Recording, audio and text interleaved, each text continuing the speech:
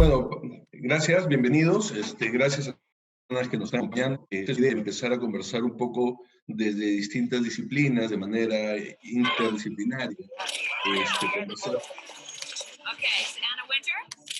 Conversar un poco con ustedes y ver, cambiar un poco las experiencias a partir desde un poco el lado más médico y por el otro lado social, antropológico, ¿no? Y tratar de hacer sentido y entender un poco lo que nos está sucediendo actualmente, ¿no? Desde hoy por hoy a todos nosotros. De tratar de entender de distintas perspectivas y en este intercambio de ideas, el día de hoy nos están dos invitados, el magíster Julio Portocarrero. Julio es candidato doctoral en la Universidad Federal de Santa Catarina, en Brasil, magíster en antropología por la Universidad Católica del Perú, y tiene un largo trabajo de docente e investigador tanto en la Universidad Católica del Perú como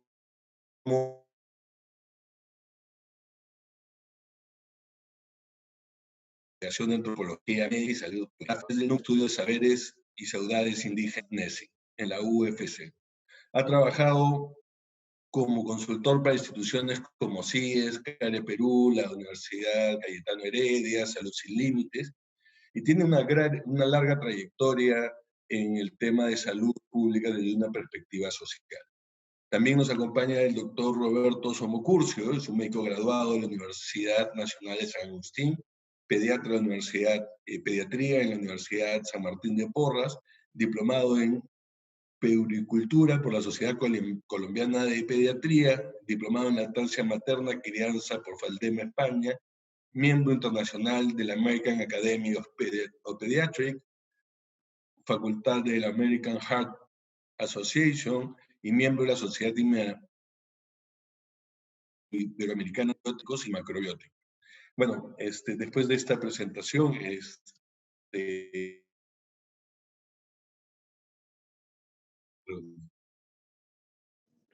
Sí, muy buenas a todos, muy buenas tardes a todos también. Agradecer mucho a los invitados del día de hoy.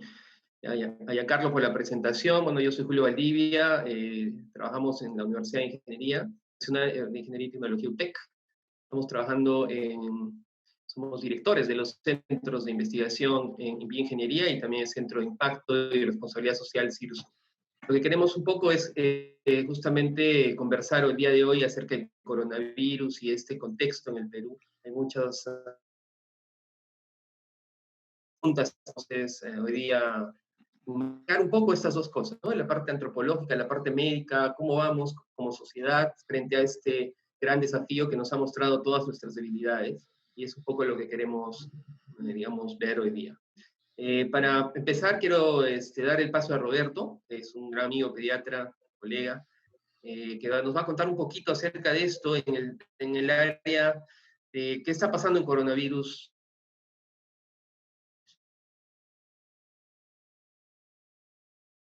¿No? ¿Cómo estamos? ¿Cómo estamos enfocando este paso? Muchas gracias, Julio y Giancarlo, por la invitación. Gustoso de participar con ustedes y con tremendos invitados para hablar de ese tema desde un punto de vista al grano. Todos están atiborrados de noticias respecto a la cantidad de casos, respecto al número de casos y el número de muertes y la ocupación de las camas de UCI en nuestro país. De hecho, esta es una enfermedad producida, vamos a hablar rápidamente del coronavirus, producida por un virus, valga la redundancia, de una familia de virus que ya lo conocemos hace mucho tiempo, que sin embargo infecta más a animales que a humanos, pero que en algún momento de la evolución de estos virus saltan entre especies y por ahí empiezan a contagiar a humanos. Grandes brotes conocidos, el virus, el SARS-1, que fue un virus mismo que este virus primo hermano, molecularmente distinto por algunas partecitas, y el virus del MERS, que es otro virus que dio una enfermedad en Medio Oriente, que se incubó o al parecer mutó en los camellos. Entonces ya teníamos experiencia con estos virus, de hecho ustedes han estado leyendo probablemente información de que ya lo conocíamos, ya lo tenían guardado, etcétera. Es verdad, la ciencia ya sabía de este virus, ya sabíamos que en cualquier momento podía haber una pandemia con este virus. Sin embargo, la humanidad nos agarró pantalones abajo y lamentablemente no podemos hacer mucho más que mitigar y ya disminuir el daño.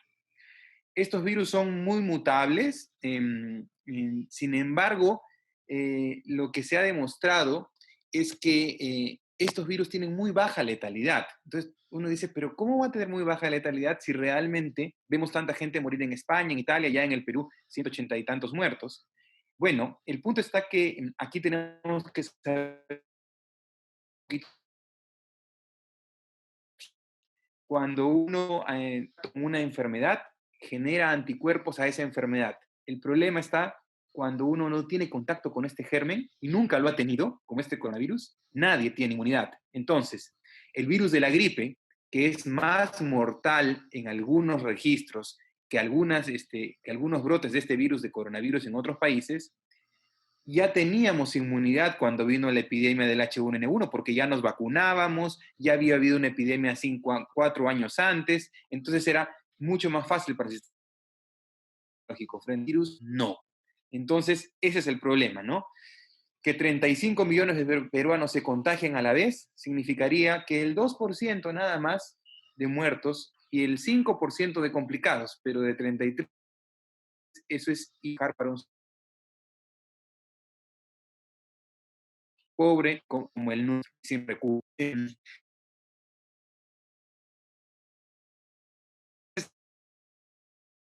Del Departamento de Investigación Civil desde la vacuna, que probablemente demore 1 o 2 años en producirse, y cuyamente hoy día leía ya de 10 pacientes investigados usando la técnica de cómo se inventaron las vacunas. Cuando se inventaron las vacunas, se sacó cero de algunos animales, de ahí viene la palabra vacuna, de vaca, y se inyectaron en humanos para poder protegerlos de enfermedades. Al parecer se estaba usando suero de pacientes convalecientes que tienen altos títulos de anticuerpos contra coronavirus y con éxito todavía. Y ahí también me quiero detener un ratito, porque claro, cuando uno no conoce la enfermedad y tiene un paciente muriéndose en una unidad de cuidados intensivos, todos los tratamientos son posibles. Pero la medicina no toma decisiones en base a lo que le pasa a 1, a 2, a 5 o a 10, sino toma decisiones y conclusiones lo que pasa en estudios controlados, o sea, con personas a las que les doy el medicamento y a las que no les doy el medicamento. Y eso, para que tengamos conclusiones del coronavirus, por lo menos deberá pasar 1 o 2 años para sacar perfectas conclusiones. Todo lo de ahora son intentos con sí. ¿Sabe? Esta enfermedad es tan terrible porque al parecer no es el bicho per se, sino es unas moléculas que tienen este bichito que hacen que sean personas adultas mayores más susceptibles porque estas personas expresan mayor cantidad de receptor para este virus. Y lo otro es que este virus, después de unos días, ocasiona una tormenta inmunológica. Nuestro sistema inmune se vuelve loco y ataca todo lo que se le ocurra, y esa es la condición que hace que estos pacientes terminen en una unidad de cuidados intensivos. Lo que no sabemos es a quiénes sí, a quiénes no, por qué algunos niños se contagian y terminan complicados, los que menos, por qué algunos obesos no se mueren y por qué algunos hipertensos no, cuando hemos dicho que el mayor factor de riesgo es ser hipertenso y ser diabético. ¿Por qué algunos pacientes de 95 años no fallecen por el virus si dicen que adultos mayores tienen más riesgo? Entonces, esas cosas son las que el tiempo nos enseñarán y nos lo dirá. De hecho, lo importante aquí es entender la epidemiología del virus. Como todos los virus, contagia a todas las personas porque probablemente el 80-90% de la población mundial en algún momento se llega a contagiar. Lo bueno es que, no, o mejor dicho, el ideal es que no se contagien de golpe. Y lo segundo,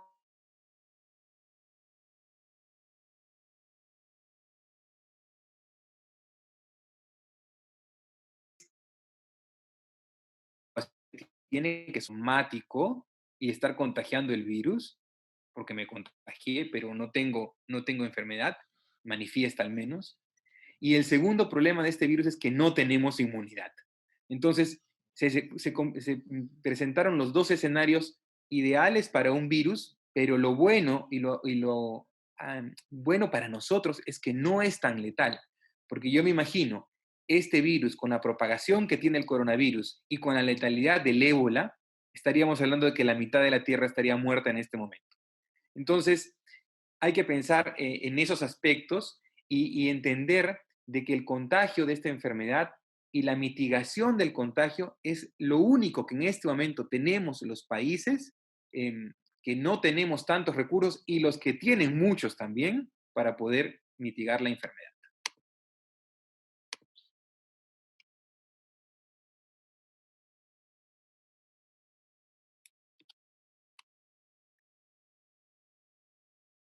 Bien, lo otro que quería comentarles es sobre la enfermedad en el Perú.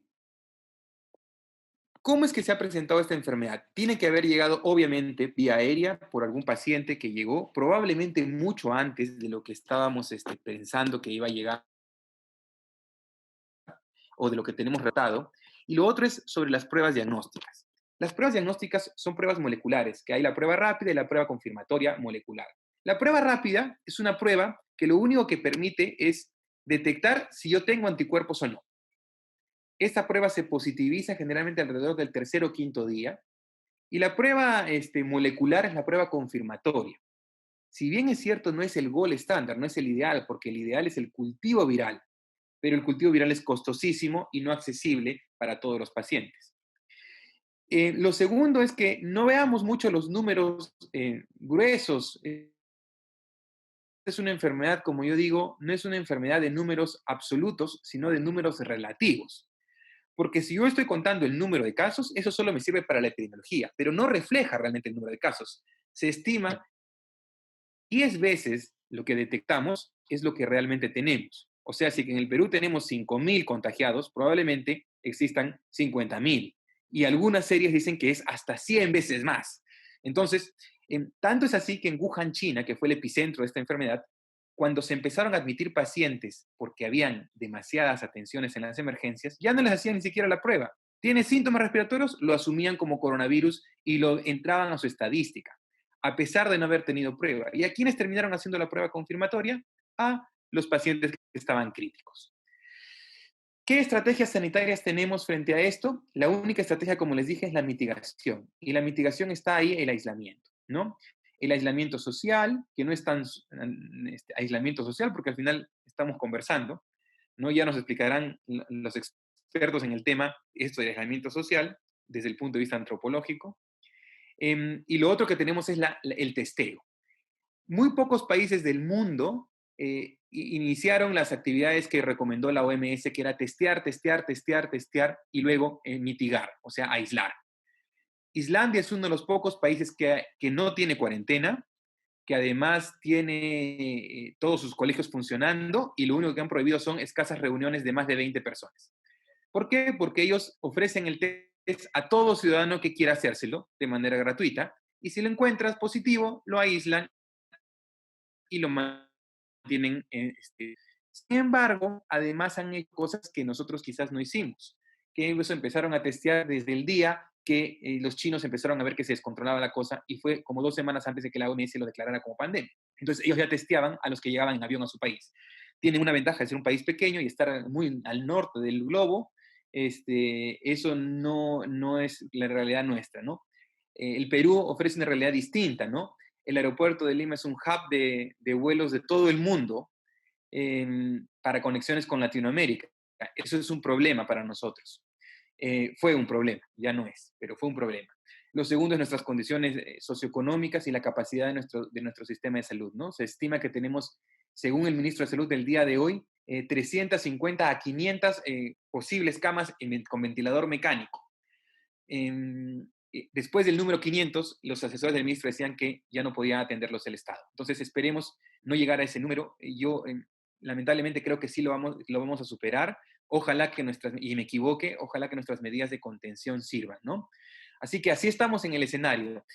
Solo un minuto para hablar de los niños. Los niños no son, no es que no sean susceptibles de enfermarse, sí se contagian como todos nosotros. El punto está que los niños no expresan este receptor que al parecer el virus utiliza para entrar al cuerpo o lo expresan muy poco. Entonces la pasan como si se hubieran enfermado de una gripe cualquiera, y aquellos niños que tienen alguna enfermedad crónica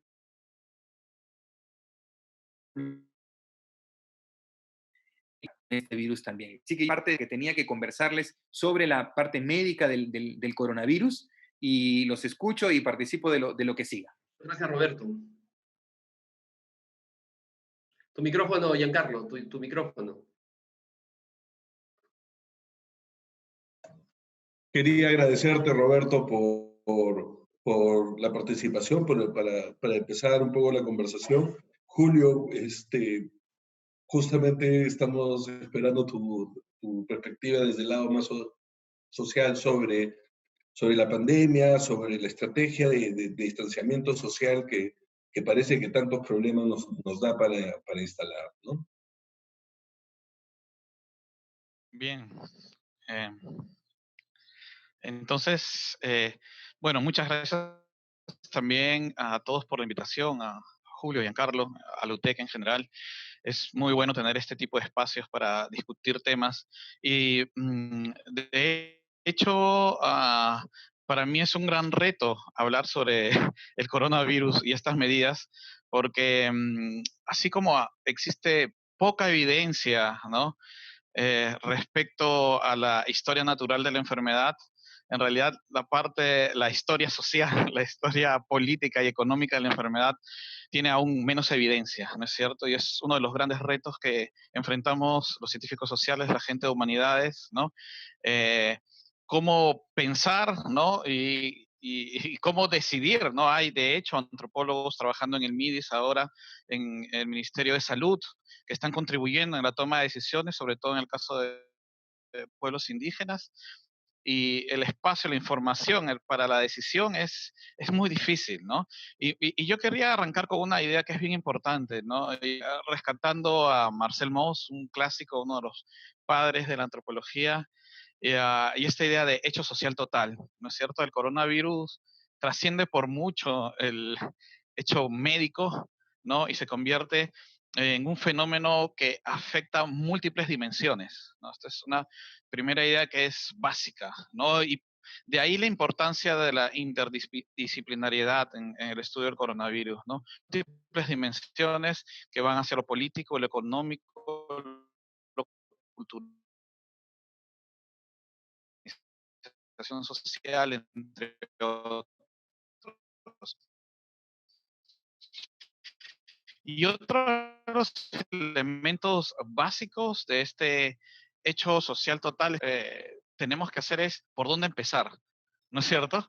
¿Cuál es el análisis? ¿Por dónde dirigir nuestro análisis más sociocultural,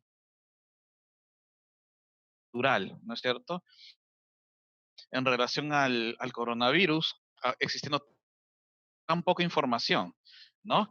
Y aparte de la idea, tenemos que ver todo desarrollado en humanidades y en ciencias sociales sobre epidemias y sobre pandemias, ¿no es cierto? Es un punto que es básico, fundamental, ¿no? Desde historia de la salud, desde estudios de la ciencia, desde estudios de género, desde filosofía, desde diferentes disciplinas, hay ya un acervo de conocimiento sobre epidemias que creo yo que tenemos que rescatar en este momento para entender lo que está ocurriendo a nivel global, pero también para entender lo que está ocurriendo a nivel peruano. Ahora, eh, y lo primero que quería rescatar era un par de ideas que vienen desde la historia de la salud, ¿no es cierto? En Perú tenemos muy buenos historiadores,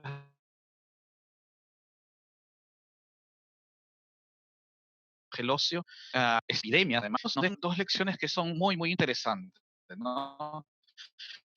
A las epidemias que han atacado a los humanos, su existencia, ahí se pueden reconocer cierto patrón, cierto ciclo de comportamiento humano, ¿no es cierto? Que pasa primero por la negación de la epidemia, ¿no es cierto? Luego el miedo de la epidemia cuando comienzan a aparecer las muertes y los afectados y a colapsar los sistemas. Y por otro lado, cierta respuesta, pero lo que ellos enfatizan es el olvido posterior, en el mediano y largo plazo, ¿no es cierto? Las lecciones, muchas de las medidas, aunque quedan tecnologías y demás, a un nivel social, ¿no es cierto? Y socioeconómico, el impacto de las epidemias puede ser un tanto menor y muchas de las lecciones que se aprenden en el momento luego pasan al olvido, ¿no? Y esto, por ejemplo, si pensamos en la epidemia de cólera que tuvimos, ¿no? Que tantas muertes trajo y cómo se generaron muchas lecciones aprendidas que ahora, después de tal vez 5 años, se perdieron, ¿no? Muchas estrategias y acciones, técnicas e instituciones que se generaron a partir de esta epidemia luego fueron desactivándose. No, no, me hace recordar mucha idea de olvido, ¿no? Lo mismo en este caso, ¿no? ¿De qué nos vamos a olvidar y qué vamos a es algo bien importante? Y ahí hay otro aspecto que para es básico, y es el desarrollo de discursos morales sobre la enfermedad. Toda epidemia tiene un desarrollo de discurso moral que se dirige hacia dos frentes: grupos sociales, normalmente los más pobres, los menos educados, ¿no es cierto?, los indígenas, y el discurso sobre el individuo como culpable o responsable de la enfermedad, ¿no? Algo que creo que podemos evaluar a partir de los discursos del presidente y los ministros es que están tratando de evitar este tipo de discurso, ¿no es cierto? Y de hecho hay circula, ¿no?, en redes sociales esta idea de la enfermedad como una enfermedad democrática, aunque no sé si llamarla democrática, pero sí una enfermedad que no distingue hasta cierto punto, ¿no es cierto?, clases sociales. Y entonces estamos notando esto, ¿no? Pero sí estamos notando este discurso de responsabilidad individual, ¿no? Esta idea de, si sales es tu culpa, tú vas a contagiar a otros, ¿no es cierto? Y normalmente lo que ocurre con los discursos de responsabilidad individual es que invisibilizan factores estructurales, ¿no es cierto?, que son básicos en el caso peruano, ¿no? La necesidad de salvar el día con día, ¿no?, la subsistencia del día con día, como si fuéramos cazadores y recolectores, ¿no? Aún de la mayoría de la población peruana es un elemento básico, ¿no? Entonces, justamente la idea de estos discursos, de estar atento a los discursos morales que se generan, es evitar estigmatizar grupos, ¿no es cierto?, pero también evitar esconder otros factores que están detrás del desarrollo de las epidemias, ¿no es cierto? El caso de tuberculosis en Perú es básico, ¿no? Y los discursos a la enfermedad que hubo durante mucho tiempo, culpando a las personas o asignándolo a bajo nivel educativo, ¿no? Es algo que hay que ver. Entonces, ¿cuál es el tipo de discurso que va a emerger? Y esta gran oportunidad, ¿no es cierto?, que nos va a permitir tener un discurso que evalúe los sistemas económicos y políticos, y ya no solo individuos, y su moral, ¿no es cierto? Y por otro lado, es una gran oportunidad para no generar segregación, ¿no? Vamos a ver qué es lo que pasa el tiempo, enfermedad cómo esto se va pensando, ¿no? Am, eh, Siempre hay un asunto que es bien importante y es que eh, las epidemias siempre generan una noción de grupos insalubres e individuos culpables, ¿no es cierto? Vamos a ver qué es lo que ocurre con esta enfermedad y debemos tratar esto finalmente termina influyendo en la forma como se combate la enfermedad, ¿no es cierto? ¿Cómo se trabaja? Yo hice mi tesis de licenciatura en cárceles con tuberculosis y toda la intervención fue destinada a fortalecer la educación de los internos sobre la tuberculosis y el servicio de salud, pero no cambiar las condiciones de vida de los internos, ¿no es cierto? Entonces, esto tiene mucho que ver con de los internos como pacientes insalubres, ¿no? Delincuentes insalubres. Un segundo tema que para mí es muy interesante, que se está desarrollando en la actualidad y que nos involucra a todos y a los peruanos, es que estamos presenciando cómo se hace ciencia, ¿no es cierto? Y la población está aprendiendo cómo se genera conocimiento científico, ¿no? Estamos entonces en ciencia en acción, para parafasear a Bruno Latour, ¿no es cierto? Aquello que estaba dentro de lo que era el marco de el laboratorio, ¿no es cierto?, y de lo aséptico, todo el mundo, incluidos los peruanos, estamos observando y probando qué es lo que funciona y qué es lo que no funciona. El tema de las mascarillas es básico, ¿no? Están probando, ¿funcionan las de tela? ¿No funcionan? ¿Por qué? ¿No? Y algo que es muy, muy interesante, porque siempre se dice que la medicina desempodera y la ciencia desempodera al pueblo y a la población en general, ¿no? Porque es un conocimiento de élite, de caja negra, que no se explica. Y lo interesante aquí es que este interés, esta información que va circulando, este interés por conseguir más información y probar, y lo que estamos viendo, ¿no? Esta forma de ir probando tratamientos y estrategias, creo que está permitiendo cierto espacio de empoderamiento de la población, ¿no es cierto? Dejándolo como ya seres pasivos, sin agencia, sino seres más conscientes de cómo se produce ese conocimiento y cómo este conocimiento además tiene que ver con qué factores económicos y con factores políticos, ¿no? Estas competencias por aparatos, ¿no? Es algo muy interesante que la propia población, no necesariamente especialistas, están observando, analizando y tomando en cuenta, ¿no? ¿Servirá el coronavirus para empoderar un poco a la población en relación a la ciencia y la medicina? Sería muy interesante, ¿no es cierto? Muy interesante. Y una de las grandes agendas que tenemos que ver y que ya viene más de una lección desde la antropología es cómo la población costumiza o se apropia del conocimiento médico y de las estrategias de protección, ¿no? Entonces, yo creo que uno de los temas en agenda futura, ¿no es cierto?, es cómo la población va a adecuar a sus condiciones, a su cultura, a sus valores, eh, eh, los mecanismos de eh, protección, ¿no es cierto? Como el distanciamiento social. Y esto me lleva a una tercera área que para mí es importante, y es la antropología de la salud, ¿no? Y acá la antropología de la salud está en epidemiología peruana. La idea fue desarrollada por un antropólogo médico, alude a la idea de...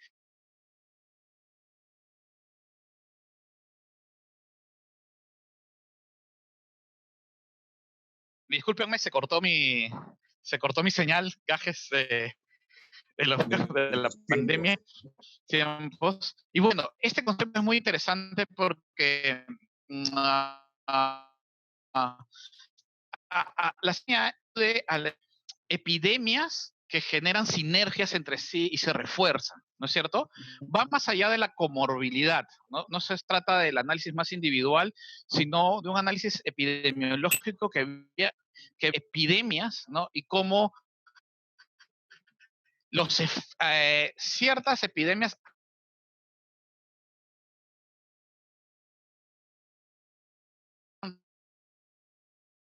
efectos, contagios. Siempre trabajamos con emergencias y cuando hay una emergencia, esto es lo que domina la agenda. Entonces, estoy pensando en este momento, yo trabajo VIH, mi tesis doctoral en este momento es sobre VIH en población indígena, que todo va a ser de acá al mediano plazo coronavirus. En un escenario de este tipo, el resto de agendas pierde importancia, ¿no? Y justamente manejar las sindemias, ¿no es cierto? Las sinergias entre epidemias es básico en una estrategia eh, eh, eh, epidemiológica que dé resultados y que prevenga, ¿no? Si a mí me preguntan cuál puede ser la mejor estrategia para evitar shocks, ¿no? Evitar la crudeza de los shocks que traen ciertas epidemias y pandemias es este enfoque de sindemias, ¿no? Prepararnos para, por ejemplo, tener menor población de riesgo, ¿no es cierto? En el caso de VIH, por ejemplo, diabetes, obesidad, entre otras cosas, nos ayuda mucho. Entonces, pensar con la lógica de sindemias me parece algo básico que aún todavía está faltando, ¿no? Y que yo, por mi experiencia, yo trabajé 6 años en el Ministerio de Salud, en el Instituto Nacional de Salud, con mi experiencia con emergencias, lo que va a pasar es que ahora todo va a ser coronavirus y el resto de la atención va a verse muy afectada. Esa es una lección de antropología de la salud. Y una tema muy importante es el tema de la generación de la enfermedad como generador de conflicto social, ¿no es cierto? Generador de conflictos sociales a nivel local. Y eso ya se está viendo un poquito, por ejemplo, en el contexto indígena, a dos niveles. Pugnas políticas, ¿no es cierto? Algunos grupos indígenas están queriendo cerrar, están cerrando sus pueblos, sus territorios, lo cual a mí me parece adecuado, ¿no es cierto? Pero están entrando en conflicto, por ejemplo, con otras autoridades que quieren dejar ingresar, por ejemplo, a comerciantes a la zona, ¿no es cierto? Para abastecerlos. Y ahí hay todo un tema. Y el otro tema es que en algunos pueblos la idea de epidemia está muy asociada a la idea de brujería y venganza, ¿no? Eso para pueblos indígenas en particular. ¿Cómo esto va a detonar esta idea de enfermedades de fuera, enfermedades de colonos, ¿no es cierto? Y eso cómo va a convertirse en un generador de eh, por lo menos distanciamientos que no queremos, ¿no? De conflicto social más bien.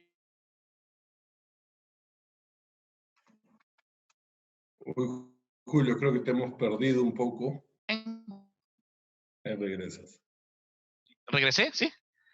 Sí, ya Ah, regresaste, ya ya, regresaste. muy bien, gracias, discúlpenme. Esta idea de sistemas de cuidado, ¿no? Y organización social del cuidado, cómo existen ciertas condiciones económicas, políticas, sociales, médicas, para que los cuidados funcionen, ¿no es cierto? Y para mí, acá tenemos dos condiciones que afectan mucho a la organización social de cuidado en Perú. La primera es el trabajo precario, ¿no es cierto? Social del cuidado que involucre cuarentenas, ¿no es cierto? Cuando lo que tenemos es una economía de subsistencia. Entonces, una de las preguntas tenía que ver con este asunto de la cooperación social. Somos un país con una tradición de cooperación social muy fuerte, ¿no? Y cómo se siente la gente ahora con esto, ¿no? Pero en realidad creo que esta cooperación social se perdió ya hace buen tiempo como elemento que marca las relaciones y nosotros vivimos en una sociedad de capitalismo salvaje, ¿no es cierto? Que obliga a las personas a salir, ¿no? A salir a trabajar para no morir de hambre. Y esto es un elemento que afecta mucho a la organización social del cuidado. Entonces, tenemos que investigar eso, tenemos que trabajarlo y tenemos que fortalecer esa organización social del cuidado. Y a un segundo nivel, a nivel médico, ¿no es cierto? El discurso del ministro de Salud ha sido que, al igual que otros países, queremos evitar este punto de nivel, ¿no? De martillar esta curva, ¿no es cierto? Para evitar este desfase con servicios, ¿no? Pero eso tiene algo de sentido en tal vez Italia, España, Suiza, en donde hay sistemas que funcionan, ¿no es cierto? Pero creo que lo que nosotros estamos haciendo es ganar tiempo para arreglar mínimamente un sistema de provisión de la salud colapsado, ¿no es cierto? Y esto siempre lo he visto en toda mi experiencia en el Ministerio de Salud. Personal de salud, médicos, enfermeras, trabajando sin condiciones, sin recursos. Entonces, no es para que no se nos base nuestra posibilidad de oferta de respiradores, ¿no es cierto? Acá lo que estamos es ganando algo que es muy caro, ¿no? Esta es otra lección que tenemos que servir para pensar en un sistema de salud unado, ¿no? Y hay tantos ministros que han en cambio, eso no se puede, tenemos que rescatarla y trabajarla. Y solo quería responder rápidamente a tres preguntitas, ¿no? ¿Cómo se va a sentir la medida en una sociedad cuya interacción se basa en la cooperación social? Justamente tenemos que preguntarnos en qué está basando nuestras interacciones, capitalismo salvaje o cooperación social, ¿no es cierto? Entonces tenemos que cuidarnos de eso, tenemos que cuidarnos de las comparaciones con Suecia, ¿no? O sea, es fácil hacer medidas que no involucren cuarentenas en países donde hay una alta formalidad y respeto al derecho laboral, ¿no es cierto? Y en este país no lo hay, ¿no? Si tenemos gente que tiene que ganarse la subsistencia, ahí estamos en un gran problema, ¿no es cierto? Y hay un tema de solidaridad bien importante, ¿no es cierto? Pero vamos a ver cómo esto va a funcionar a futuro, ¿no? Es ambiguo, es cambiante, ¿no?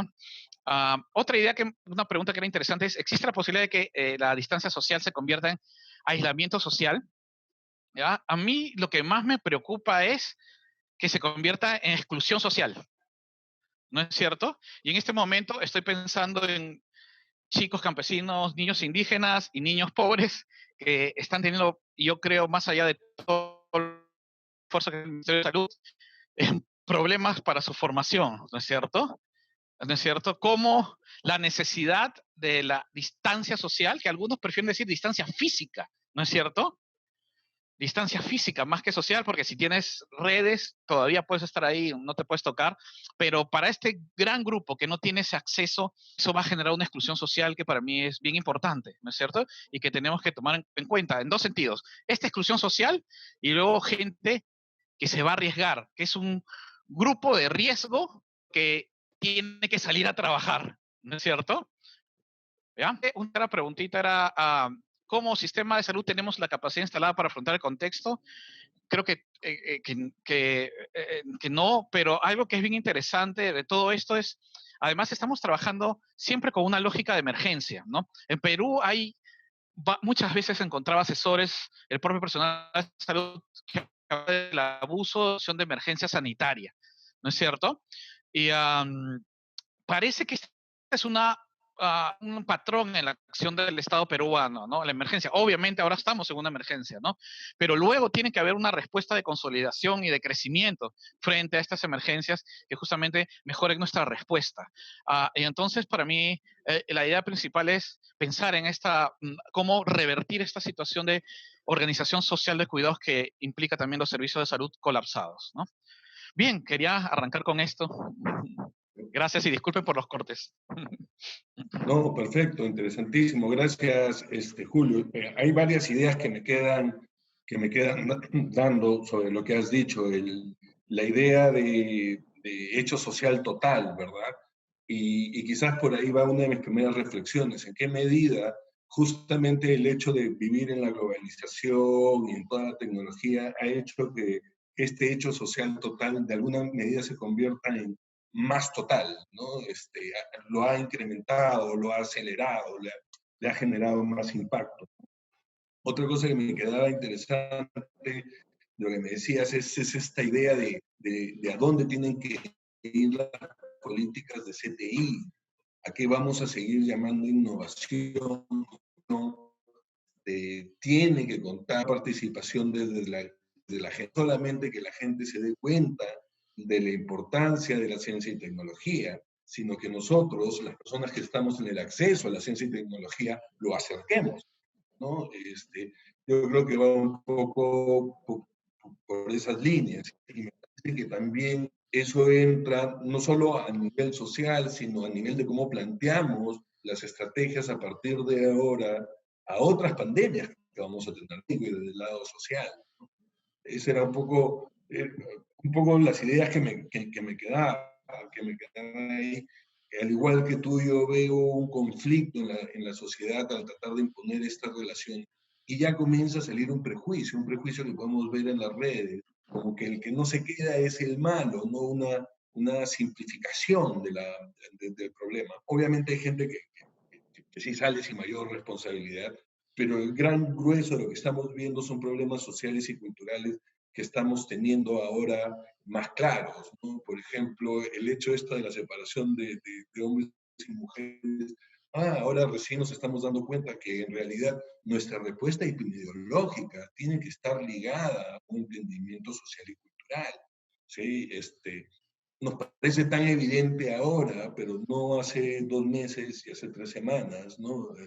Eran un poco las cosas principales de las que me quedaba con la intervención, que además, y entro un poco a lo que nos comentaba Roberto, la misma forma como se esparce la pandemia, este hecho de replicar vectores, justamente tiene el clima perfecto en una sociedad que tiene sus quiebres, ¿no? Que tiene sus problemas ya endémicos, con tuberculosis, justo estábamos en medio de una crisis de dengue, ¿no?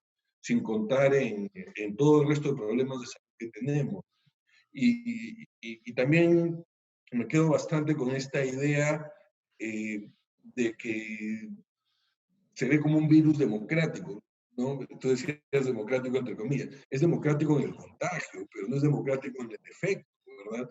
Porque si no tienes esta idea de aislamiento, si puedes quedar en tu casa, no puedes protegerte del contagio, si además tus accesos a salud son más malos, vas a tener más consecuencias.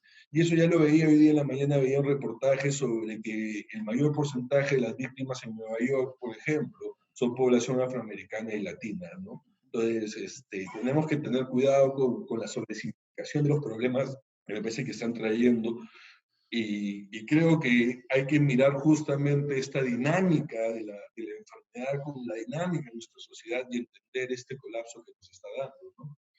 No sé, Julio, tú querías, Julio Valdivia, tú tenías algo.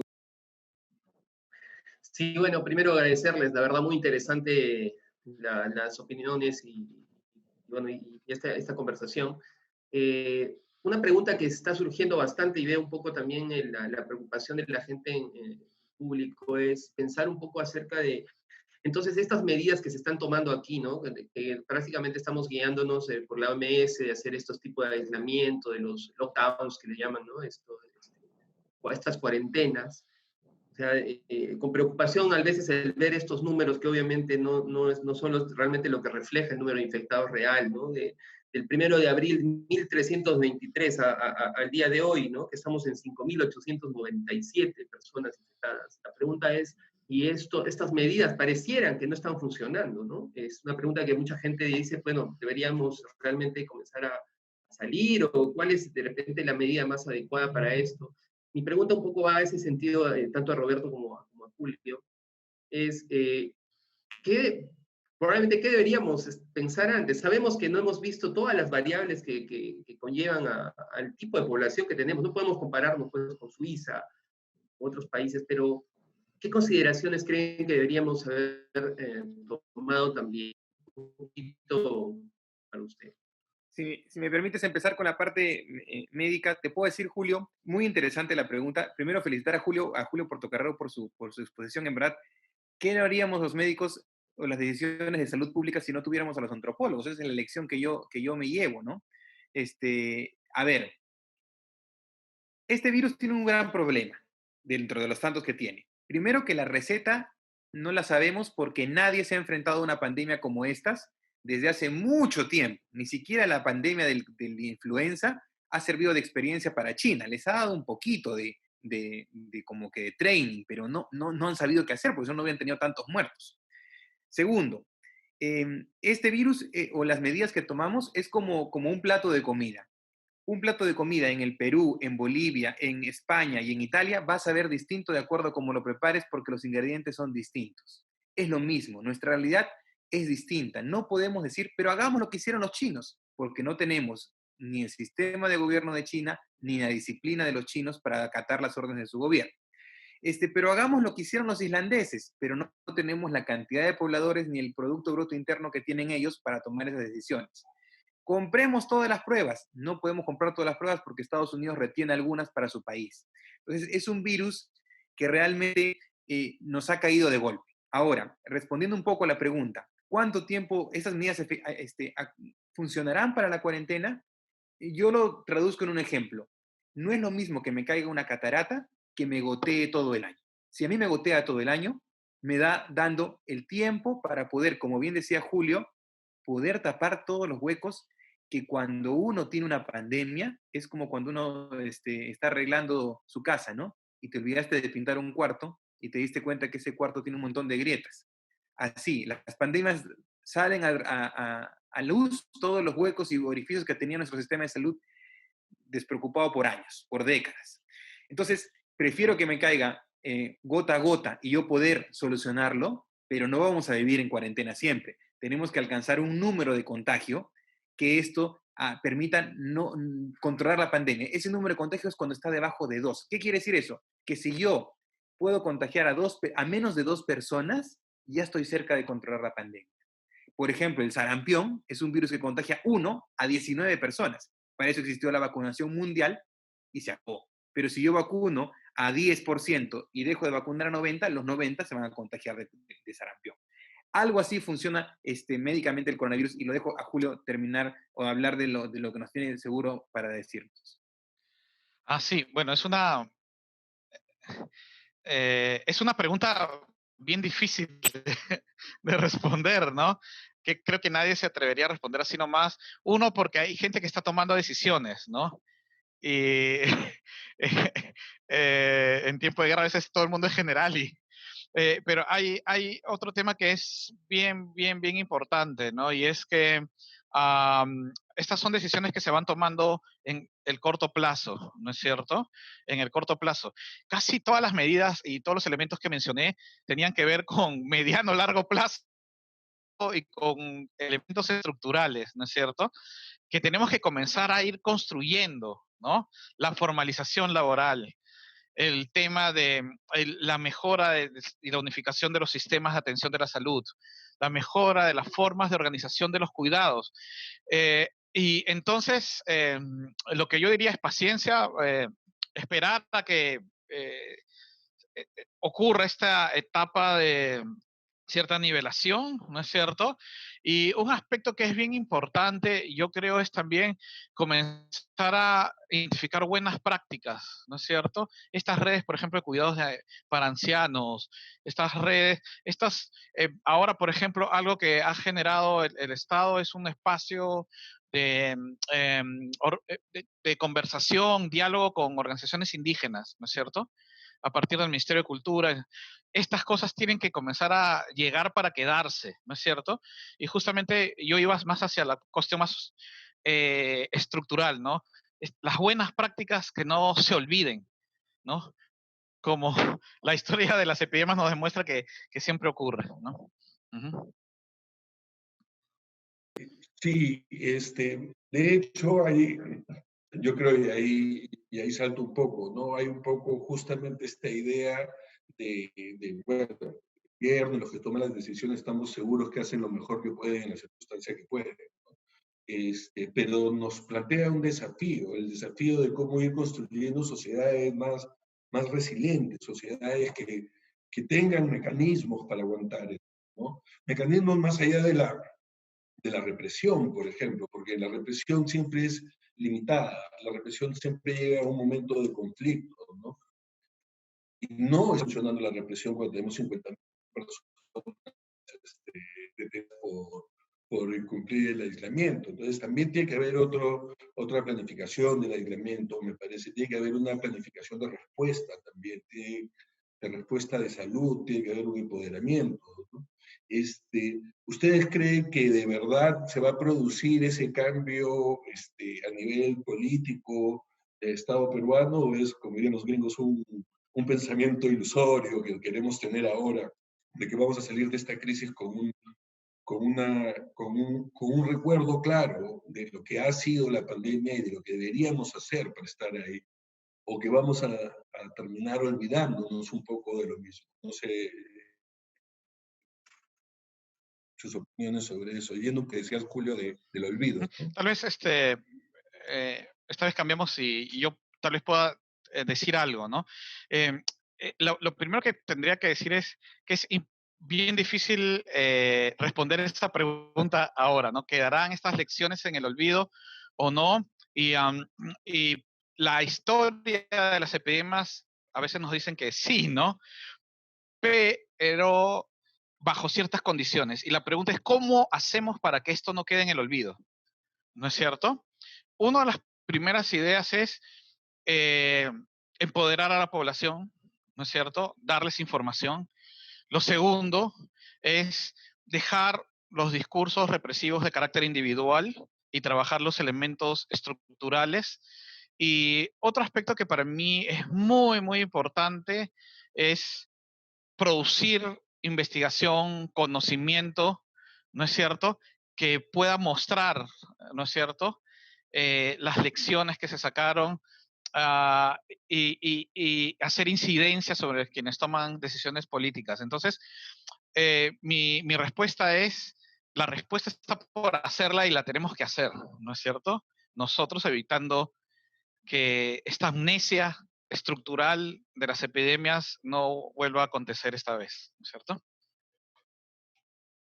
Yo me quedo con esa palabra, Julio, amnesia. De hecho, las pandemias en el mundo, cuando estudiamos la historia de la medicina, tuvieron las dos respuestas posibles, Giancarlo. O sea, hubo pandemias que desaparecieron imperios y se tumbaron emperadores, y hubo pandemias que mantuvieron imperios y mantuvieron emperadores, de acuerdo al contexto. Pero históricamente el mundo, después de la pandemia, ha dado un salto tecnológico importante, casi siempre. Yo conversaba hoy día con un amigo que trabaja en un laboratorio de referencia y le digo, oye, pero ¿por qué es tan difícil que nosotros podamos hacer nuestras propias pruebas moleculares? No, lo que pasa es que el carrier, que el esto, que lo otro, que el insumo, pero le digo, ¿es tan costoso tener ese insumo? No, en verdad sí lo podríamos hacer. Entonces, ¿y hace cuánto tiempo lo podíamos haber hecho? Lo podíamos haber hecho hace tiempo. Entonces, la pregunta va ahí, tenemos la tecnología, pero quizás estamos dormidos en ciencia, en investigación. Entonces, quizás, como bien dice Julio, este es el momento para desde donde estamos, analizando nuestra situación como país de Sudamérica, con los recursos limitados que tenemos, investigar en lo que sí se puede. Se pueden investigar en muchas cosas que son tan sencillas como tener respiradores, como tener pruebas para diagnóstico molecular, que ya tenemos la tecnología para hacerlo. Entonces, yo creo que esto debe ser el gran salto. A partir de ahora debemos construir la tecnología y la ciencia, debe servir como base para tomar las decisiones. Sobre todo para reestructurar un sistema de salud que solamente ha demostrado, teniendo Fuerzas Armadas, salud, Ministerio de Salud y clínicas privadas, que no funciona y no camina. Gracias. Quería ver un poco el tema de, un poco nosotros miráramos un poco el futuro. La pregunta un poco ahí es, esta normalidad en la que vivimos actualmente va a cambiar, ¿no? O sea, probablemente después de esta va a ser un pre y un post coronavirus. En este contexto, se está generando probablemente, y es una de las preguntas también del público, el aspecto de una política intercultural de salud que adopte estas costumbres, estas brechas de estas comunidades indígenas. ¿Hay algún aporte, hay alguna iniciativa del gobierno en poder, digamos, cambiar esto? Un poco la pregunta tanto para Julio. Ujú. A ver, una de las primeras cosas que es interesante es que se está comunicando muy poco lo que se está haciendo en términos de adecuación cultural de estas políticas, ¿no es cierto? Lo que yo sé, porque tengo amigos antropólogos trabajando, ¿no?, en estos dos ministerios que he mencionado, es que de hecho sí, se está coordinando fuertemente con líderes de organizaciones vecinas indígenas para tomar ciertas decisiones, contribuir también en las demandas de la propia población, ¿no? Se ha traducido a varias lenguas la información sobre coronavirus, ¿no es cierto? Y se han generado videos, que es una forma bastante más asequible, y cuñas radiales para informar en lenguas indígenas, ¿no? Y esto es algo que se está haciendo. Algo que para mí sería importante es que sí, es básico tener esta adecuación, pero también es básico ver otras necesidades que ya no son tanto del tipo cultural, sino de servicios y económicas, ¿no es cierto? ¿No? ¿Qué es lo que se requiere en estas zonas? El año pasado mi esposa y yo y mi hija estuvimos viviendo en Condorcanqui, en Nieva, ¿no es cierto? Mi hija y mi esposa enfermaron, ¿no?, de fiebre tifoidea, pero además vimos el cajón pasar con el ministro que falleció allá, ¿no? Y mi hija me decía, wow, acá no se salva, pero ni un ministro, ¿no? Entonces, algo que es, con todo el respeto, ¿no?, a la muerte de una persona, pero mi hija me decía sorprendida, si un ministro muere aquí, y había todo un conflicto porque en realidad no había en el hospital de Nieva el equipo UCI básico, ¿no es cierto? Entonces, seas ministro o no seas ministro, no había forma de responder a una situación de esto. Entonces, algo bien importante, sí, brindar esta información, pero también ver estas necesidades, estas grandes brechas que hay en servicios de salud, ¿no? Y algo que sería muy interesante es que el Estado comunique también estas estrategias, esta adecuación de estrategias. Una última cosa que quisiera mencionar, algunas personas están preguntando, pero entonces tenemos que ser un poco más rígidos, un poco más punitivos con la gente, ¿no? Y justamente eso es parte del discurso de la culpa individual, ¿no es cierto? Un discurso que dice, tenemos que entrar con mano dura contra la gente que sale y que no es informal, ¿no? Es parte de este discurso individual que justamente esconde el resto, ¿no? O sea, la informalidad no es una decisión individual, es una relación social, es una relación económica y es una relación política y ahora es una relación de salud, además, ¿no? Entonces, algo que es muy, muy importante es justamente uh, uh, hacer este balance viendo cómo contra un sistema socioeconómico de alta informalidad y de pocos derechos para las personas en tanto trabajadores, ¿no? La gente no va a resistir mucho, nunca en la historia la gente resiste a acciones punitivas, ¿no es cierto? Todo el tiempo, siempre hay un momento en que esto no termina funcionando. Entonces, es trabajar sobre los elementos estructurales, ¿no? Gracias. No solamente no funciona, sino nos genera a veces más quiebre, ¿no? Un par de preguntas muy relacionadas ya a la parte técnica de preocupación por el virus. Estaban preguntando un poquito el tema de cuándo va a salir la vacuna, un poco de si este interferón que produce Cuba, ¿no? Realmente en qué beneficia. Creo que, bueno, ha habido varias respuestas en general, ¿no? En los medios y también ha habido oportunidad de que varios de nosotros podamos conversar un poco el tema, pero ahora que estamos aquí en un tema del coronavirus, me gustaría, Roberto, que nos digas un poquito cómo vamos en eso. Dando esperanzas, no sé, o viendo qué es lo que va a pasar realmente con esto de los interferones. Bueno, las vacunas no son tan fáciles de producir. Como bien dijo Julio también, aprovecho esto para parafrasearlo, estas pandemias hacen que la gente aprenda de ciencia. Entonces, cuando alguien decía, sí, pues ponle la vacuna, ¿no? O sea, hablábamos de la vacuna como si fuera, pues, una cosa que se compra en la farmacia y se pone, ¿no? Eso no es así. Las vacunas necesitan muchos años de investigación. Y no solo de investigación, de seguimiento del paciente, porque yo no puedo producir una vacuna para que de acá a un año muera el paciente, o le dé un cáncer, o le dé una enfermedad. Entonces, las vacunas están muy bien estudiadas, tienen más estudios que cualquier medicamento que nosotros tenemos en nuestro botiquín de emergencia. Las vacunas son los medicamentos que más se estudian en el mundo. Bajo ese precepto, todos los laboratorios han puesto sus maquinarias para poder hacer una carrera en beneficio de la humanidad para poder producir la vacuna. Los veterinarios nos llevan algunas ventajas, porque los coronavirus son virus que erradican granjas de pollo por completo. Ellos tienen mucha experiencia. La desventaja es que los pollos viven 4 meses. Los seres humanos no tenemos esa expectativa de vida. Entonces habría que ver qué pasa con esas vacunas en humanos. Y otro es que este virus tiene una capacidad de mutar. Entonces hay que ser muy específico, de mucha tecnología esta vacuna. Respecto al así que yo calculo que por lo menos 1 a 2 años para tener una vacuna que sea segura. Y de ahí se iniciarán las pruebas de campo. De hecho, hay una vacuna en China y otra en Estados Unidos que ya se está probando en humanos, voluntarios. Pero esto nos va a dar luces por lo menos en 1 año. O sea, no esperemos antes esta resolución. Lo segundo es el interferón. Lo que pasa es que, como les dije al inicio, ¿no? Cuando una enfermedad es tan agresiva y no sabes qué hacer porque no tiene cura, porque es un virus, es como el virus de la gripe. Cuando a una persona le da gripe, ustedes han visto y van a la farmacia, ahí hay 25 medicamentos antigripales, que no son antigripales porque no curan la gripe. Entonces, ante esta enfermedad sucede lo mismo. Aparecen muchos tratamientos de lo que ven mis colegas en la UCI diciendo, hay que usar esto, hay que usar lo otro. Todavía no se puede decir si va a funcionar o no el interferón. Porque si funcionara, de hecho, muchos más países ya lo estarían utilizando. Y ojalá funcione y muchos lo empiecen a utilizar y sea la cura. Pero ahorita Cada día aprendemos algo nuevo de este virus. Cada día aparece una nueva posibilidad de terapéutica y no sabemos bien qué es lo que va al final a poder funcionar. Como les dije, de acá a 1 o 2 años podremos sacar conclusiones. Carlos, ¿algún punto adicional que quieras agregar?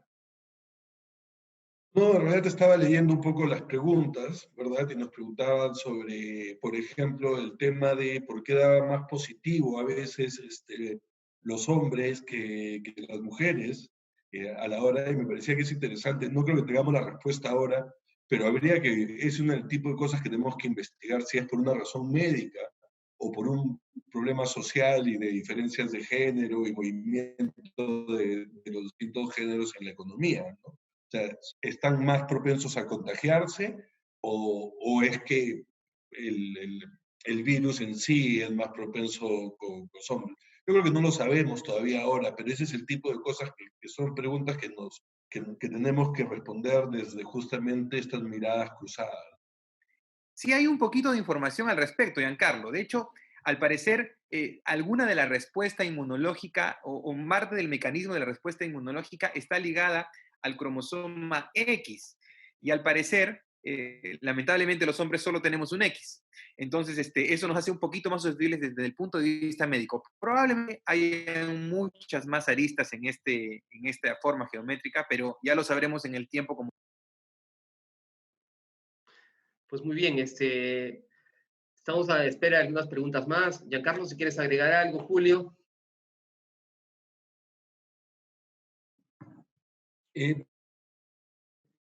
Comento una de las cosas que había dicho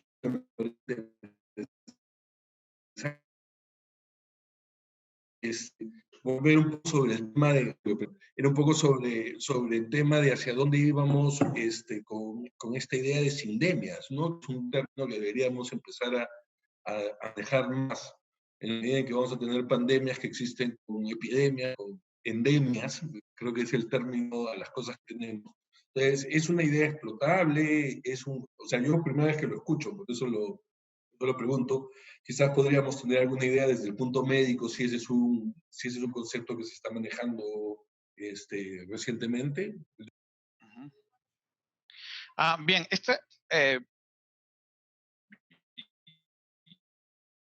yo doy rápidamente para darle paso a Roberto. Ya tiene un par de décadas, no un poco más.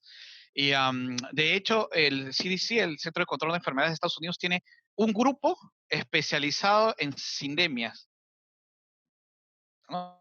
Para que vean el nivel de sofisticación al que se ha llegado y de interés que genera, ¿no es cierto? Entonces, entonces es un concepto desarrollado entre médicos y antropólogos médicos, ¿no? En la práctica. Y justamente alude a estas sinergias entre epidemias, ¿no es cierto?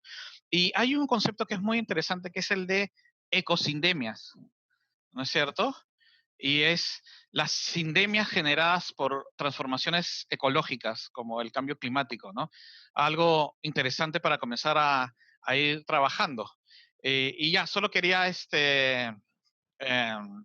después podemos compartir una bibliografía, creo que les va a interesar mucho.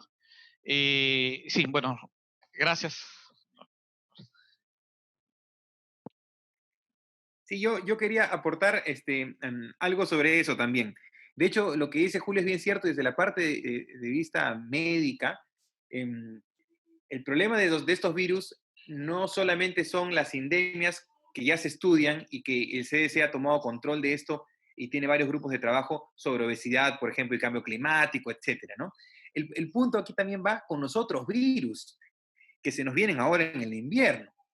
Ese es un gran problema al que nos vamos a tener que enfrentar como sistema de salud, porque de hecho la influenza complica mucho más a los niños y a los ancianos que probablemente el coronavirus. Pero vamos a tener sumado el coronavirus y la gripe que va a aparecer seguramente en los meses siguientes. Entonces, como bien decía Julio, yo creo que el gobierno está tomando medidas para poder equiparse, para poder armarse ante una cosa que probablemente sea un poquito más grande que eso, ¿no? Y por ahí aprovecho de responder una pregunta que he visto en lo que han hecho sobre el efecto rebaño. Efectivamente, todos nos vamos a contagiar. Lo ideal sería que nos contagiemos de a poquitos. Y como nadie sabe quién se puede complicar, porque a la ciencia cierta sabemos quiénes tienen más riesgo, pero no estamos seguros al 100% de quién se va a complicar, porque si no los juntaríamos a todos y nos los llevaríamos a otro lado y haríamos que todo el mundo se contagie. Sería tan sencillo como eso. Pero como no lo sabemos, no se puede hacer pues un efecto rebaño como se hace con algunas vacunas orales que vas botando por las heces del virus y la gente se va vacunando, ¿no? O sea, es más o menos esto, ¿no? Bueno, pues algunas recomendaciones finales, quizás un poquito, ver un poco unos cuidados que, como dicen, en estos momentos de confinamiento en el que todos estamos y una sociedad que bueno, extrañamos salir, ¿no? Un poco todos están en eso. Algunas recomendaciones, de repente Roberto, Julio, algunas recomendaciones finales. Bueno, yo lo primero que les podría decir es que primero mantengamos la calma, que no caigamos en estas redes de cadenas de noticias, que seamos muy selectivos de lo que leemos, porque la salud mental que está muy afectada con este encierro, imagínense las personas que todavía tienen encima problemas de salud mental, es mucho más crítico para ellos. Mantengamos la calma dentro de lo posible, hagamos caso a las medidas de control que se nos han brindado, lavémonos las manos, en verdad es tan sencillo como eso, lavarnos las manos, pensar de que toda la gente está contagiada, es un concepto que no es verdad, pero que yo puedo asumir, porque si yo asumo que yo estoy contagiado, me voy a cuidar al resto. Es como la burbuja, como vivir en burbujas. Yo vivo en mi burbuja y que mi burbuja no se pueda reventar. Para que no se reviente, nadie tiene que estar cerca mío y yo no voy a reventar la del otro. Entonces es un concepto más o menos sencillo como para poder entender que el aislamiento social, que no es tan social, nos evita el contagio de esta enfermedad, ¿no? Lo siguiente es tener esperanza en la ciencia, porque la ciencia, después de una pandemia, siempre ha salido a flote y siempre ha sacado soluciones para salvar a la humanidad, como siempre ha sucedido en las pandemias. Así que yo estoy muy esperanzado en que nuestros colegas médicos, biólogos, biotecnólogos estén trabajando duro para que esto se pueda solucionar pronto.